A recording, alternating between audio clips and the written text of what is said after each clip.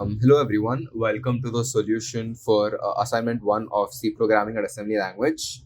I'm one of the TAs for this course and I will try to give a detailed view of how to approach each and every question. Uh, Even though we've suggested tools like external tools like Godbolt, we for this assignment and for the future assignments, we will try to not use any external tools and try to solve them just using the content given by sir in class. So yeah, let's get started with question number one. So question number one says, what are the values of the registers AX and BX after the following assembly code executes? Let me do one thing. I will write down the step numbers for each. And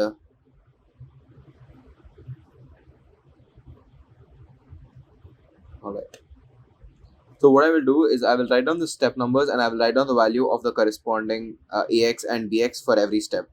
So anyways, so 1, 2, 3, 4, 5. Also, and what I will do actually, because since I have this XOR function here, I will first write down, like whenever I'm writing down a value, I will write it in its binary form. So let's start with step number one, which says move AX comma 0x06. 0x06 in binary format stands for the value 6 in decimal, which in binary is nothing but 0110. So AX holds the value 0110 and BX does not hold anything yet, or more like we do not care about what it holds. Next operation says move BX comma 0x04, this one, and 0x04 in hexa stands for the value 4 in decimal. Let me just write that down, which is nothing but 0100 in binary. So I will do that, and AX remains the same. Now we add the two. So decimal 6 and decimal 4, I add them up and I will get the value 10, which again in binary stands for 1010.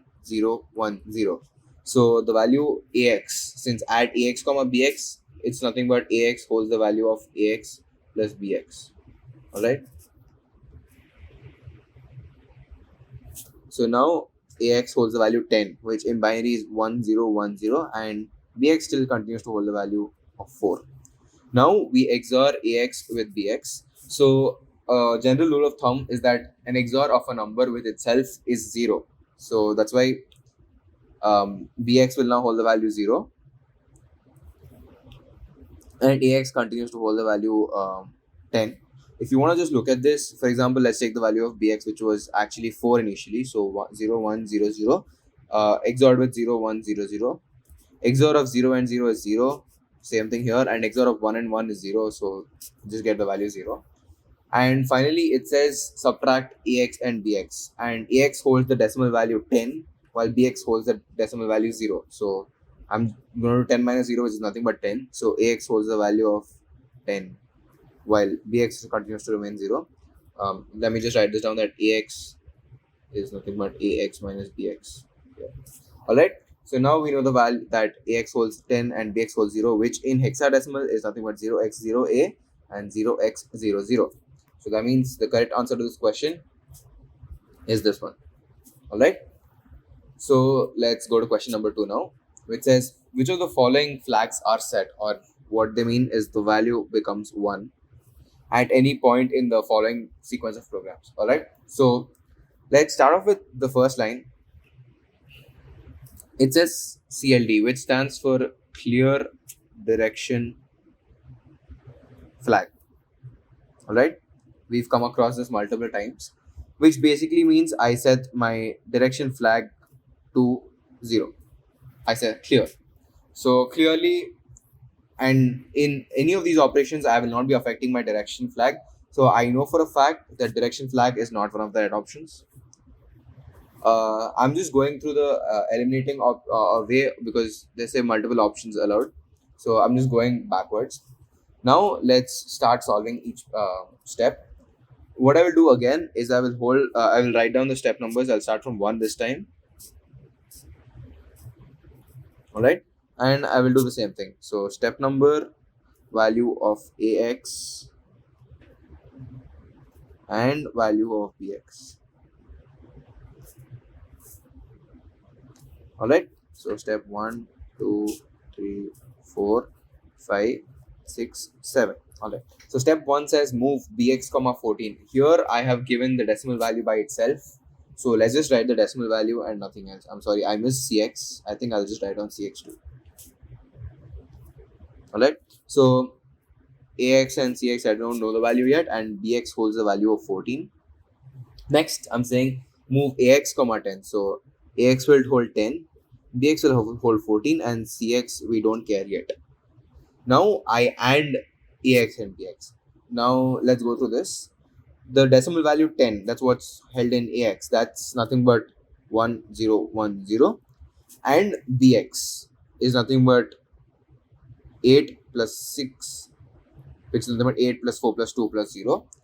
So now I'm trying to AND the two, right? So the output will nothing but be a 0 and 0 is 0, 1 and 1 is 1, 0 and 1 is 0, 1 and 1 is 1. So answer is going to be 10. So that means and ax comma bx is nothing but going to give me the value 10 in ax. Value does not change, and so on. Now what they're saying is I move cx comma ax. So I will let the value cx hit the value ax. So 10, 10, and then bx remains 14. Then what I'm going to do is I'm going to subtract bx from ax. So this basically stands for ax gets the value ax minus bx. Now if you've noticed that um, 10 is greater than 14, right? So clearly this is going to go into a negative number. So let's just assume ax stores some value which we don't know what it stores, how it stores negative numbers. But one thing we do know is that this is a negative number. So one thing that will definitely go up is the sign flag, all right? And bx still continues to hold the value 14, and cx holds the value 10. What the value of ax is, I will leave it for you to explore, and I hope you have a learning process of your own. Next, I will go and I will add cx to 4 to cx. So this is bx is going to still 14, and cx is now going to be 10 plus 4, which is 14. And finally, I want to compare bx and cx. Now, since bx and cx are the same, then the 0 flag will set in the compare. That's why the answers are sign flag and 0 flag. All right. Okay. Now let's go to question number 3. Consider the following two cases: case 1, so on and so forth. Okay. So let's just go through what this REP move SB stands for. The pseudocode's been given above. So what this basically does is, as long as your value of ECX is not equal to or less than 0, I will decrement ECX. All right. I will also add or basically modify EDI and ESI. EDI and ESI are basically your destination and your source indices, and this depends on your direction flags.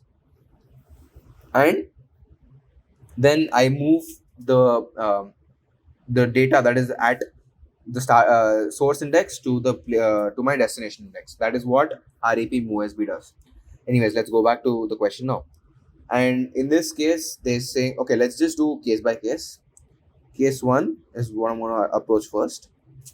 Here, my ECX is going to hold the value 2 initially.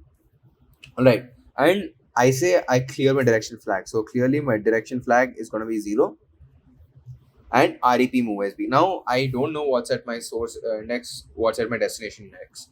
But one thing I know for sure is that this REP move SB is nothing but works like a while loop. It only stops the moment ECX is equal to or less than 0. And since ECX first started out with a positive number, the decimal value 2, it will only stop when I reach the value 0. So the moment I run through this command REP move SB, the only time it will come out of this command is when ECX, the value becomes 0. All right. And then move AL1, that does not affect my ECX because that is in the next question. So I will not really bother about it. Now comes case 2. So the major difference between these two is the fact that there is nothing about direction flag given in case 2. Well, there was something about direction flag in case 1. But if you think about it, at the end of the day, the only time this command will stop, doesn't matter if the source index is going up or coming down, the only time this function will come out of your while loop is when ECX is not greater than 0. That means it can be equal to 0 or less than 0. And again, using the same logic where first ECX is a positive number, the only time this will stop is when ECX becomes 0. Alright. So the value of CL will be the same in both cases. Since CL is nothing but a subcomponent of ECX, the answer for this is true. Alright. Next, question number 4. Find the value of DL after the following assembly instructions are executed. Alright. So first I say that EAX holds the value 0x F F F F F F F F. This seems like a very big number, so let's just break this out down for once. I will just write this down. F F F F. How many? 1, 2, 3, 4, 5, 6, 7, 8. 3, 4, 5, 6, 7, 8. Alright. This basically just stands for 1, 1, 1, 1, 1, 1, 1, 1, 1, 1, 1, 1, 1, 1, 1, 1. Alright. Alright. So this is your number in decimal format. A big number at that. And what the next operation says is that EX first holds this value, then EDX then takes the value of 5. Then I move the value 2 into ECX. Alright. And I'm going to multiply ECX. So the moment this command is given where I just mul ECX, what I'm basically doing is that I take the value of EX and I multiply with the value. I'll just EX, and this is confusing, so I'll just write it as a star.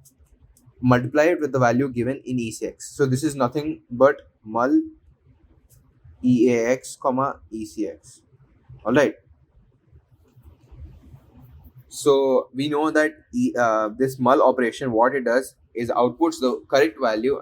Outputs the value into EAX. So this is what is happening. But if and when there's when there's an overflow, the value goes into EDX. All right. So now let's approach this question. It says ECX is nothing but 2, which is multiplied to this number. So we know that multiplying by 2 is nothing but a left shift of 1, which basically means if I have the number 2, which is, okay, let's just take the number 3, which is 1, 1. And now if I have to multiply by 2, what do I get? 3 into 2 is nothing but 6, which is represented by 1, 1, 0. So what I'm basically doing is I'm adding a 0 at the end. Alright.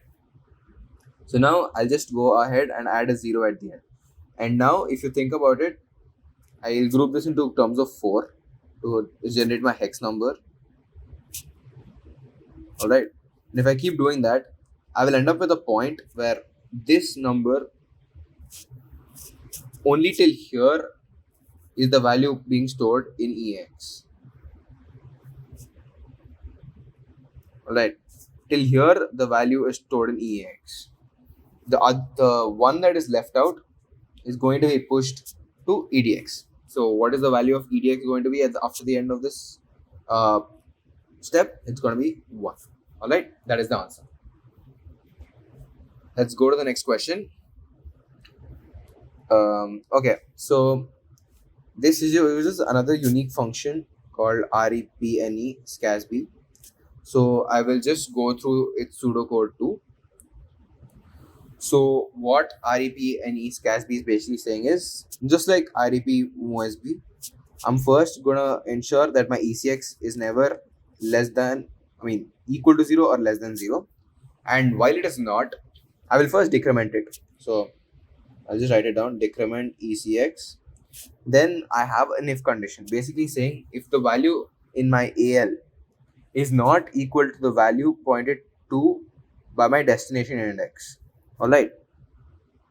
If the value in AL, I'll just write it down, if value in AL is not equal to value pointed to by EDI, then I can decrement EDI. So EDI, or increment or decrement based on my direction flag. Just note that down. And if it is equal, then the only extra thing I'm doing right now is to set zero flag and to break out of the loop. All right. So the only way this loop, how to end the loop. Okay. Question is how to end loop. First method is that ECX equal to 0, or second method is when this break occurs. This break will only occur when AL equals to val pointed by EDI, sorry. All right. So let's now approach this question. Okay. So the AL stores the, I'll just write this down. AL stores the value 28. Move EDI to start adder, and start adder is nothing but it's pointing to this. So I'll just say that my EDI points here. All right. And then I'm saying move ECX. ECX takes the value 8. And then now I'm clearing direction flag. All right. So what is clearing direction flag doing for me? It's going to increment EDI if direction flag is 0. That means what am I doing? I'm going from 91, and if I have a loop that does not end, I will go to 44, then I'll end up at 13, 28, and so on and so forth. All right. So that's what the CLD is trying to tell us. And now comes REPNE SCASB. All right. So EDI stores the correct address of the element 28 after execution. All right, let's start with this. So first I'm at 91 and my ECX is at 8. All right. Then what I will do is first I will enter the while loop. All right. And first thing I'm going to do is decrement ECX. Right. That's the first thing I do as soon as I enter the loop. So here I'm at 8. I become 7. Okay. I'll just write it down here. All right. And also what I'm doing is I am comparing if AL is nothing but the value pointed to by my EDI. Now AL is 28 while the value pointed to by my EDI is 19. So clearly it is not equal. So what am I going to do if it's not equal? I'm just going to increment EDI. Remember, I'm incrementing if direction flag is 0. So because it's not happening, I'm just going to go to the next operation. Over here, my ECX value is nothing but 7. And if you recollect, the first thing we do after entering here is to decrement it. It's going to go to 6. Now we're going to check if 44 is equal to 28, which is clearly not the way. So we're going to go to the next one, which is 13. Now here I first start with ECX equals to 6, and the moment you come to this 13, you decrement ECX. So this ECX goes from 6 to 5, and since 13 is not equal to 28, I go to 28. Now comes the tricky part. The moment I've come to 28, it's basically like saying I have come back to the top of the loop over here, and now the first thing I do is still decrement ECX. So even though I have come to 28, I don't go compare directly. I do the operation before compare, which is my ECX. So after coming here, I will need to decrement ECX. So ECX, which was holding the value 5, now holds the value 4. Now what I do is that let's go up now. So EDI does hold the value that is in AL.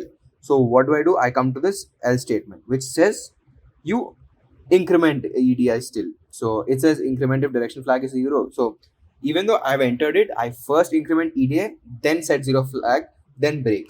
So what am I doing? I come here, and even though I have come to 28, I will still increment my direction flag, which means I'll be pointing to some value which I do not know in this question, which is stored above 28. And then I set 0 flag and I break out of the statement. So ECX holds the value at the end of this entire process. ECX holds the value 4. Direction flag is pointing somewhere on top, which I don't know the value of, and 0 flag is set. Okay, now let's approach the questions. EDI stores the correct address of element 28 after execution. False, right? Because it's pointed to the one above it. So the correct answer is false. What is the value of ECX upon completion? So here we have the value of ECX, which is nothing but 4. All right. Now let's come to question number 7.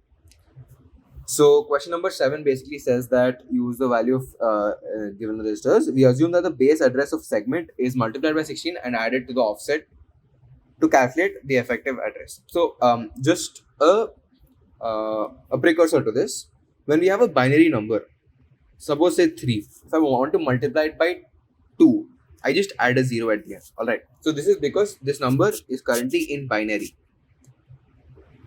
Now suppose we consider a hexa number, suppose it's 0x0a. Alright, so what I'm going to do is I'm going to break this down. I'm going to write this in binary. So this 0 stands for 0 0 0 0 and a stands for 10, which is nothing but 1 0 1 0. Now if let's say I want to multiply this by 16, right? 16 is nothing but 2 power 4, which is another 2 times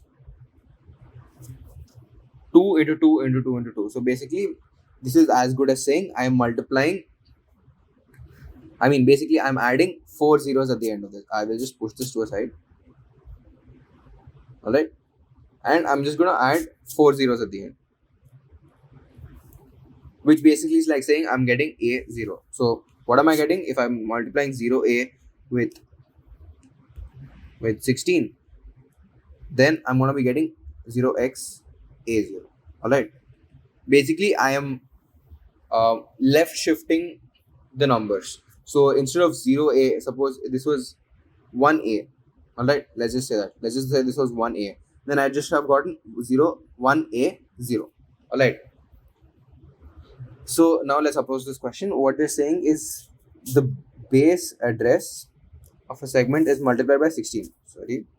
And added to the offset calculated by this effective address. Alright. So now let's see this question. I have been given an address array. Alright. And now what I'm going to do is I'm going to clear direction flag. Okay. I'll just write it down. Key df is nothing but 0. My start index is going to be 102. Now see here, ESI and EDI. I will just going to talk about these two. Right? ESI and EDI don't exactly store the addresses directly. I think if I go up to the pseudocode, it's clear here that EDI belongs to the extra segment and ESI belongs to the data segment. So what the question says, for example, I think the question meant, I pointed out here that offset, I multiply the base address of the segment by 16 and then I add the offset, which is nothing but this data segment, destination index or the start index. All right. So I've gone up and shown you that the start address or the source index is nothing but from the data segment. Let's just write this down. ESI comes as a is a subdivision of my ADS. All right. So I'll just write this down actually. So my source index is from my data segment. My destination index is my extra segment. All right. So now they're saying that ESI is nothing but 0x102. So now how do I compute this value? This is basically like saying I'm going to take, so again, source index is from the data segment. So data segments is nothing but 1600. All right. So if I take it, I write EDS is nothing but 0x 1600 and ESI is nothing but 0x 102. All right.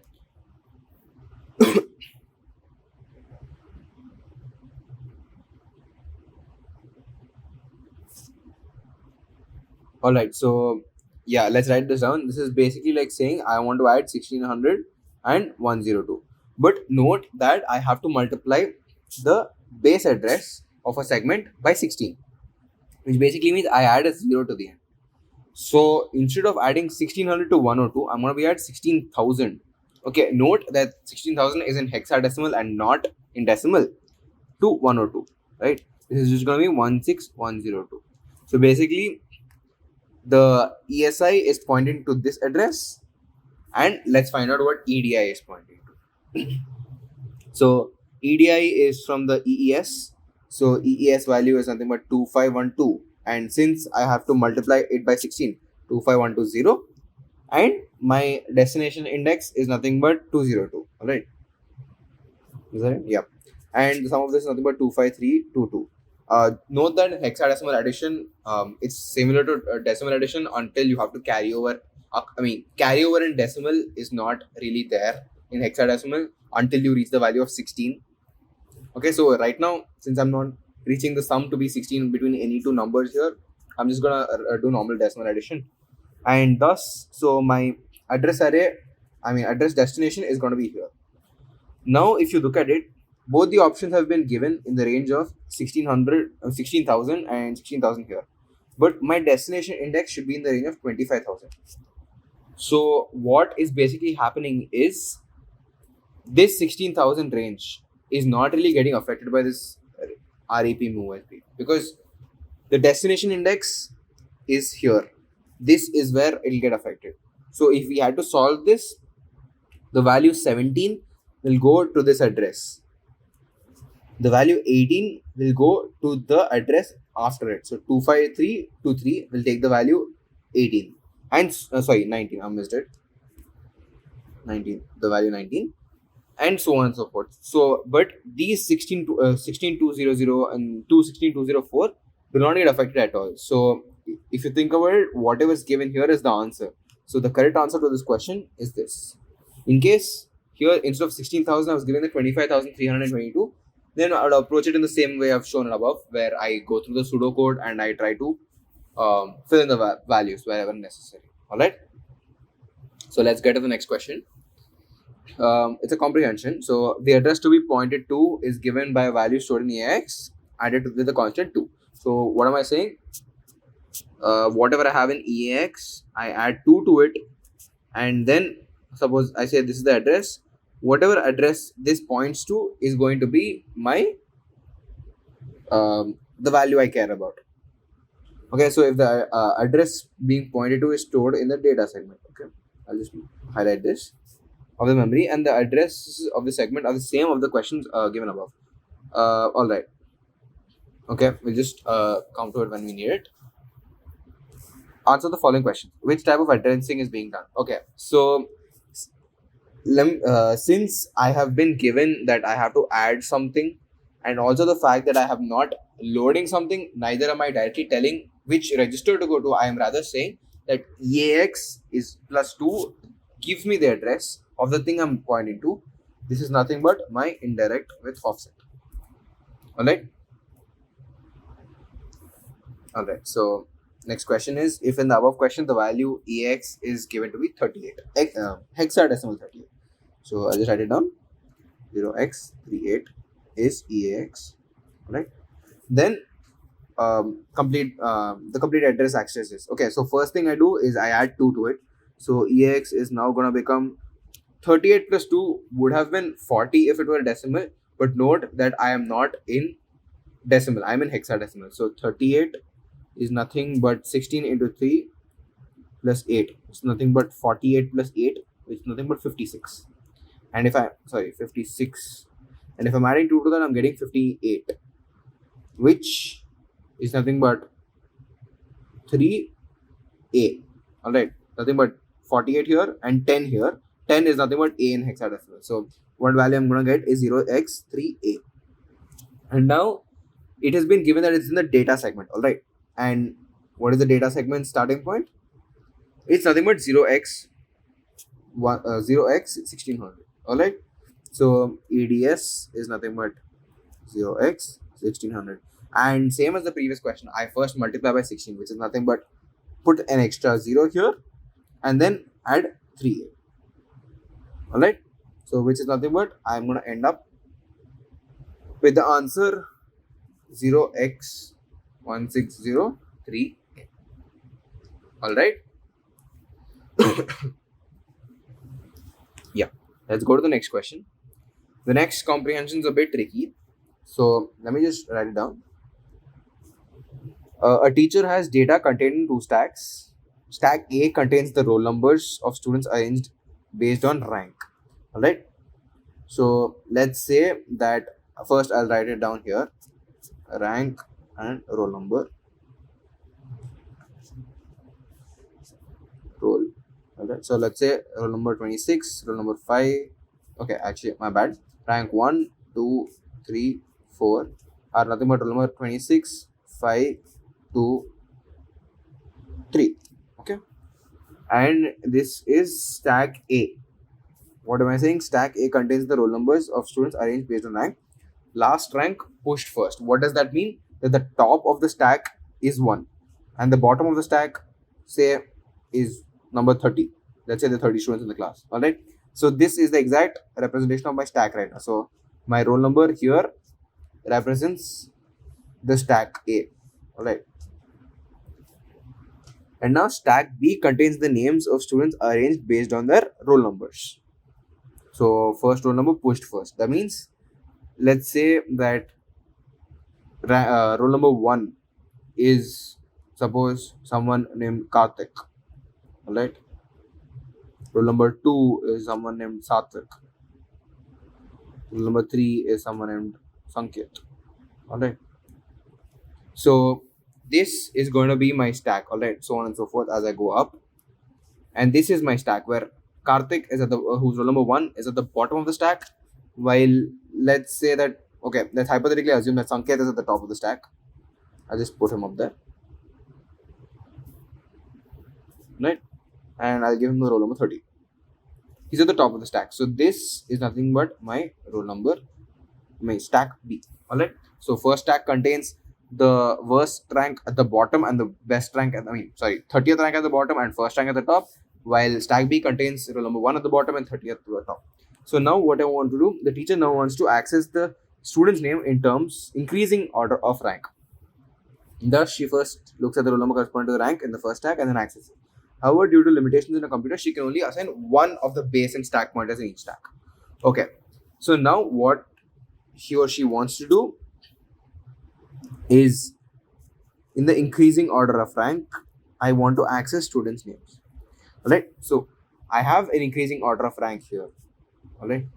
And I have students' names in the stack B. If you think about it, I need the name corresponding to a particular rank, and rank is given in stack A. It's from top to bottom. So at every instance, I want to see who is at the top because they are the highest roll number at that instance after removing them. And then I will go to B and see what that rank corresponds to.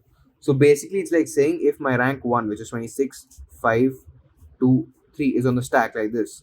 Again, this is my stack. I want to first get the roll number 26. Then I want to look in my B stack and find out where 26 comes. So here I always want to look at the top of the stack, while here in A I want to look at the top of the stack, while in B I want to be able to access up and down however I feel like. That means A would be better off with a stack pointer, while B would be better off with a base pointer. Why? Because stack pointer only looks at the top of the stack, while base pointer can be moved anywhere and can access any element of the stack. Alright. So the correct answers are A gets the stack pointer and B gets the base pointer. Like, okay, now let's go to the next question, which is a very theoretical question. So, which of the following functions are performed by the ret n? So, what does ret n do? It increments n to the stack pointer. It does not decrement. This is wrong. It increments n to the stack pointer. Also, it pops the top of the stack to EIP. Alright. So when you're returning from a function call, I want it to first get lose idea of its of the function scope. I mean local variable scope, and also come back to the return address. So the functions that are performed by ret n are nothing but it pops the top of the stack into EIP and it increments n to the stack pointer. Another theoretical question, true or false? The data bus is bidirectional, but the address bus is unidirectional. Data bus should be able to both write and read, while address bus is only meant for the periphery to or the memory to read. All right. So address, data bus. This microprocessor gives the memory some address and tells it to give it back some data that has been stored there, or it tells the memory to store some value at the address. So data bus should be both bidirectional, while address bus should be only unidirectional. All right. So data bus is bidirectional, address bus is unidirectional, which is true. Next question number 13. EX equals to all right. So this question, if I remember right, is a slight issue because here it's mentioned that it's a word pointer and not a D word pointer. So when I'm popping a word pointer, I'm popping 2 bytes. So word pointer. But when I'm popping a D word pointer, I'm popping 4 bytes. All right. So technically speaking, this question actually had a typing mistake, and if we could, we would change the options to D word here and D word here, and let's just solve it based on D word and that. And actually, I'll just solve it both ways. So first, let's say I have a stack here. All right. Suppose I'm pointing here at the stack right now. I'll just change the color. I'm pointing here. Now I'll push EAX. All right. EAX is nothing but 4 bytes. And let's say I'm going to add 4 bytes to it. 1, 2, 3, 4. Okay.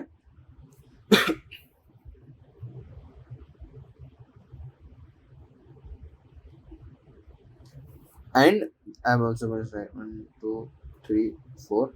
All right. So now first I'm going to push EAX into it, which means I'm going to be pointing at 1, 2, 3, 4 here, and then I'm going to push ECX to it. Pushing ECX would basically push another 4 bytes because E is there here, which means it's 4 bytes. So again, 1, 2, 3, 4. I'm going to be here. Now what happens is, suppose let's say I have the question as it is, and I am saying that I'm going to pop my word pointer. Word pointer, which means that I will have to pop 2 of them, which means I'll come here, and then here I'm gonna come 1, 2 down, 1, 2 down. I'm gonna come here, and then I'm gonna pop. I'm gonna add EX to ECX. This does not really do much to my stack, so I'll just ignore it for now. And I'm gonna pop word pointer ECX, again a word pointer, so I'm gonna end up here. What does this mean? So basically, if I were if ESP here, suppose this is my ESP. If ESP held the value here, held the value of 0x f612, here it will hold a value 4 lesser. So if you go up the stack, the value decrements, and if you go down the stack, the value increments. So I'll just write this down. So I'm going up the stack, so I would like to decrement it. So technically speaking, if the question were right, I would hold the value 0f60, and I would hold the value okay, let's just do this addition for once. So f612, I'll just ignore 6 f6 here, and then now I have 1 2, which is nothing but 16 plus 2, which is nothing but 18. And then I'm going to be subtracting 4 from it, which is going to means I'm going to end up at 14. 14 in hexa is nothing but the value E. So my final address should be 0xf60E. Now let's come to the point where the question, what we expect to ask, where if it were a D word pointer. All right. So I'll just erase this. This is where, so I was here. Now I'm going to be popping a D word pointer, which means I'm going to pop 4 bytes, which means 1, 2, 3, 4. I'll end up here, and then I'm going to pop another D word pointer. All right, which means I'm going to end up 1, 2, 3, 4 here, which is basically where I started off initially. So the answer is expected to be 0xf612. And finally, for the last question, this is again a theoretical question. So let's start with statement 1, the first option. So here it's given that pop operation removes data. I feel this is a bit ambiguous because pop does not remove data from the segment, it just accesses it. So if I have a stack, suppose, and I was over here, and this held the value of say 0x13, all right, and if I pop it, and if I say pop EAX, what this basically means is EAX gets the value what is there here. Sorry, by the way, EAX gets the value that is there here, 0x13. But this value and stack pointer comes down, but this value does not get changed. It still will remain in the memory until and unless somebody goes and clears it later on in the future. This will be again used in the future assignment where this is a matter of security. But yeah, we what we expected to ask was that it removes data from the stack segment and helps you access it. Yes, that only happens. That happens. And next one is CMPS compares strings between data and extra segments. I think we've done it on top, and yes, it is true. Move SB copies data within the data segment. No, this is not true. I think we've gone to the pseudocode above where it says that move SB does it between my data segment and extra segment. All right, it's not just within data segment. So that is wrong. So move SB is this is a wrong statement. And push operations places data in the extra segment. No, push is for the stack. That's it for the solution sheet now. I hope you all had a good learning experience. Thank you so much.